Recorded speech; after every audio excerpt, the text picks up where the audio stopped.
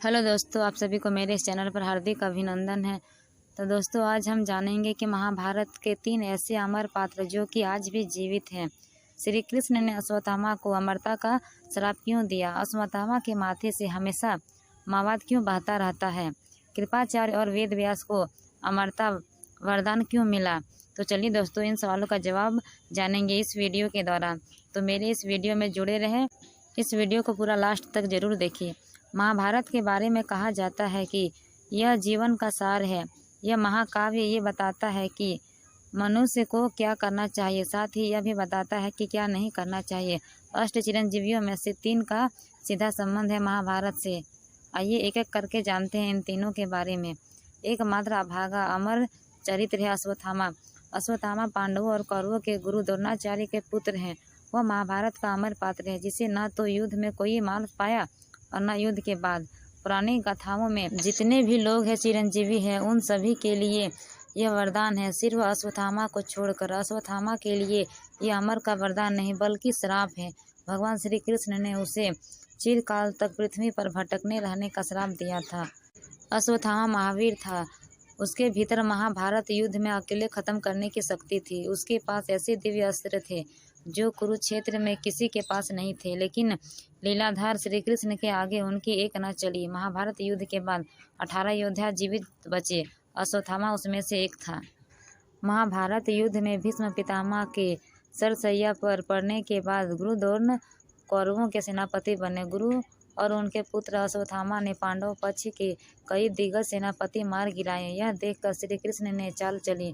उन्होंने भीम को इशारा किया और भीम ने अवंती राज के अश्वत्थामा नामक हाथी का वध कर दिया। वह रणभूमि में उद्घोष करने लगे कि उन्होंने अश्वत्थामा का वध कर दिया।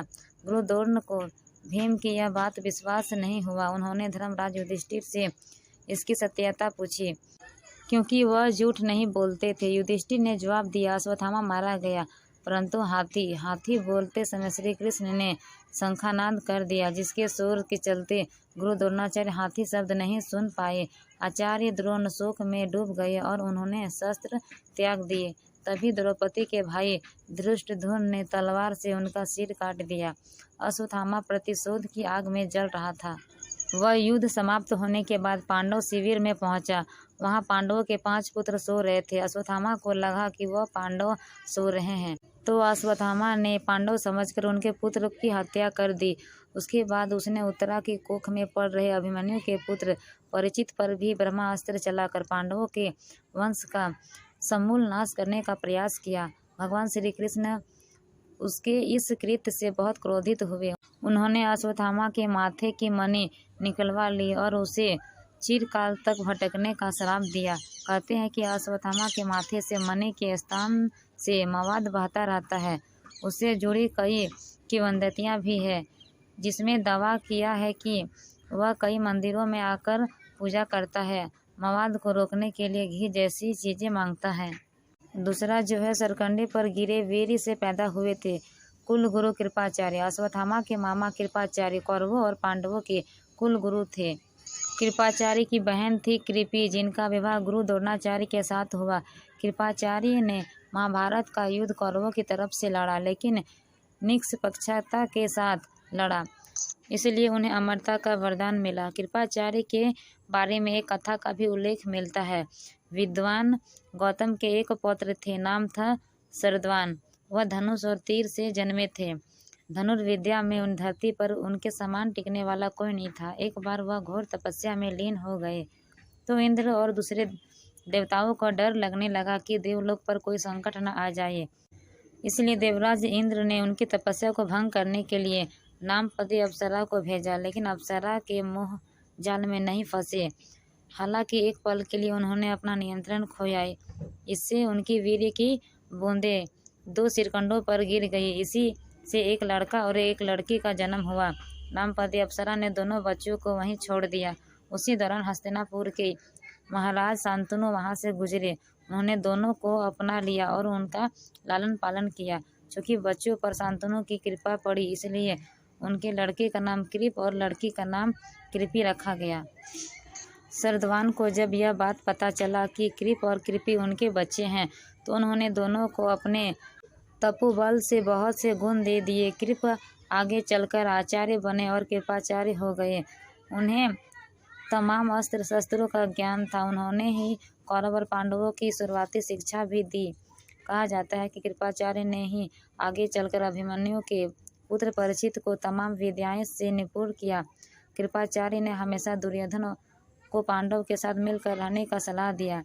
महाभारत युद्ध में कर्ण का वध होने पर कृपाचार्य ने दुर्योधन को बहुत समझाया कि वह पांडव से संधि कर ले। हालांकि दुर्योधन ने कहा कि अब बात इतने आगे बढ़ चुकी है कि उसके पास युद्ध में वीरगति को प्राप्त होने के सिवाय और कोई दूसरा विकल्प नहीं है। कहा जाता है कि कृपाचार्य कौरवों की तरफ से लड़ते हुए भी उन्हें समझाते रहे कि वो पांडवों से संधि कर ले। कृपाचार्य की तटस्थता के कारण उन्हें चिरंजीवी होने का वरदान मिला। कृपाचार्य भी कलियुग के संधि काल की प्रतीक्षा कर रहे हैं, जब भगवान विष्णु कल्कि रूप में अवतार लेंगे और अधर्मियों का विनाश करके धर्म की स्थापना करेंगे। तीसरा जो है वेदों और पुराणों के रचयिता ऋषि वेद व्यास। वेद व्यास का जन्म यमुना के बीच एक द्वीपायन पर हुआ। सांवला रंग होने के कारण यह कृष्ण द्वीपायन कहलाए। उन्होंने चारों वेद, ऋग्वेद, अथर्ववेद, सामवेद और यजुर्वेद का संपादन किया। साथ ही सभी 18 पुराणों, महाभारत और श्रीमद् भागवत गीता की रचना भी की। कहा जाता है कि महर्षि वेद व्यास जी ने कथा अनुसार ही भगवान गणेश ने महाभारत लिखी थी। वेद व्यास ऋषि पराशर और निष्पाद कन्या सत्यवती के पुत्र हैं। वह जन्म लेते ही युवा हो गए और तपस्या करने द्वीपायन चले गए। सत्यवती के कहने पर वेद व्यास ने विचित्रवीर्य की पत्नी अंबिका और अम्बालिका को अपनी शक्ति से धृतराष्ट्र और पांडु नामक 2 पुत्र दिए। एक दासी से विदुर का जन्म हुआ। इन 3 पुत्रों में धृतराष्ट्र को जब कोई पुत्र नहीं हुआ तब वे वेद व्यास की कृपा से ही 99 पुत्र और एक पुत्री का जन्म हुआ।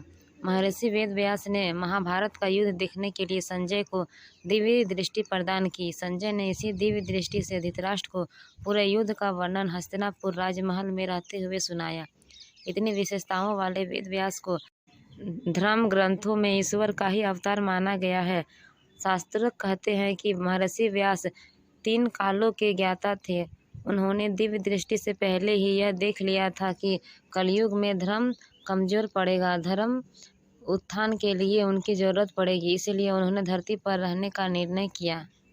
महाभारत काल का एक व्यक्ति जिनके बारे में पहले ही बता चुके हैं कि वह आज भी जिंदा है।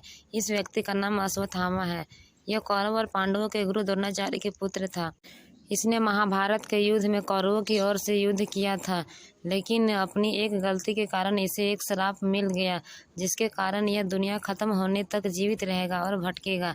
अश्वत्थामा को दुनिया खत्म होने तक भटकने का श्राप देने वाले भगवान श्री कृष्ण थे। यह श्राप श्री कृष्ण ने इसलिए दिया क्योंकि वह पांडव पुत्र की हत्या किए थे और इसने ब्रह्मास्त्र उत्तरा के गर्भ पर चला दिया था, जिसके कारण उसका शिशु की हत्या होने वाला था। अश्वत्थामा को भयानक श्राप दिया। अश्वत्थामा के इस घोर पाप के अनुचित लेकिन एक बड़ा कारण था। महाभारत के युद्ध में द्रोणाचार्य का वध करने के लिए पांडवों ने झूठ का रास्ता चुना था। अश्वत्थामा मर चुका है, जबकि अश्वत्थामा नहीं मरा था। इससे द्रोणाचार्य शोक में डूब गए और पांडवों ने मौका देकर द्रोणाचार्य का वध कर दिया। अपने पिता की छल से हुई हत्या का बदला लेने के लिए अश्वत्थामा ने ऐसा कदम उठाया। अश्वत्थामा पांडवों की हत्या के बाद जब अश्वत्थामा भागा तब भीम ने उसका पीछा किया और अष्टाभा क्षेत्र, जो कि वर्तमान में गुजरात और महाराष्ट्र की सीमा के पास स्थित है, यहाँ दोनों के बीच गदा युद्ध हुआ। यहाँ भीम के गदा जमीन से टकराने के कारण एक कुंड बन गया। पास ही में अश्वत्थामा कुंड भी है, जहाँ लोग मानते हैं कि आज भी रात के समय अश्वत्थामा मार्ग से भटकते हुए लोगों को रास्ते में दिखता है। द्रोण नगरी में स्थित टपकेश्वर स्वयंभू शिवलिंग महर्षि द्रोणाचार्य की सिर्फ तपस्थली मानी जाती है। यही गरीबी के कारण दूध नहीं मिलने पर अश्वत्थामा ने भगवान से दूध प्राप्ति के लिए 6 माह तक कठोर तपस्या की थी। अश्वत्थामा की तपस्या से प्रसन्न होकर भगवान ने उन्हें दूध प्राप्ति का आशीर्वाद दिया और पहली बार अश्वत्थामा ने दूध का स्वाद चखा। अश्वत्थामा के बारे में इतनी बात जानने के बाद आपके मन में यह सवाल आ रहा होगा कि अश्वत्थामा का नाम कैसे पड़ा। इसकी एक बड़ी रोचक कथा है। अश्वत्थामा ने जब जन्म लिया तब उसने अंश के समान घोर शब्द किया। इसके बाद आकाशवाणी हुई कि यह बालक अश्वत्थामा के नाम से प्रसिद्ध होगा। अश्वत्थामा के सिर पर जन्म से ही एक मणि मौजूद था। द्रौपदी ने अर्जुन की प्रार्थना पर गुरुपुत्र को प्राण दान दे दिया, लेकिन सजा के तौर पर मणि छीन लिया और उसके बाल काट दिए। उन दिनों बाल काट लेने का मतलब मृत्यु दंड माना जाता था। मध्य प्रदेश में महू से करीब 12 किलोमीटर दूर स्थित विंध्याचल की पहाड़ियों पर खोदरा महादेव विराजमान है। माना जाता है कि यह अश्वत्थामा की तपस्थली है। ऐसी मान्यता है कि आज भी अश्वत्थामा यहाँ आते हैं। महायुद्ध समाप्त होने के बाद कौरव की ओर से सिर्फ 3 योद्धा बचे थे। श्राप से दुखी अश्वत्थामा को व्यास मुनि ने शरण दिया। मध्य प्रदेश, उड़ीसा और उत्तराखंड के वनों में आज भी अश्वत्थामा को देखे जाने की चर्चाएं आती रहती है। मध्य प्रदेश के असीरगढ़ के किले में एक प्राचीन शिव मंदिर है। भगवान शिव के इस मंदिर में हर दिन कौन गुलाल और फूल अर्पित करके चला जाता है, यह एक रहस्य है। ऐसी मान्यता है कि इस मंदिर तक आने का एक गुप्त रास्ता है, जिसे अश्वत्थामा आकर यहाँ शिव जी की पूजा करके जाता है। तो दोस्तों, आपको क्या लगता है कमेंट में ज़रूर लिखिए। आशा करती हूँ कि यह वीडियो आपको पसंद आई होगी। यदि मेरा यह वीडियो आपको पसंद आया होगा तो मेरे इस चैनल को सब्सक्राइब करके रखें, ताकि मेरी हर एक वीडियो आप तक पहुँचे। तो दोस्तों, फिर मिलेंगे एक नई वीडियो के साथ। Thank you.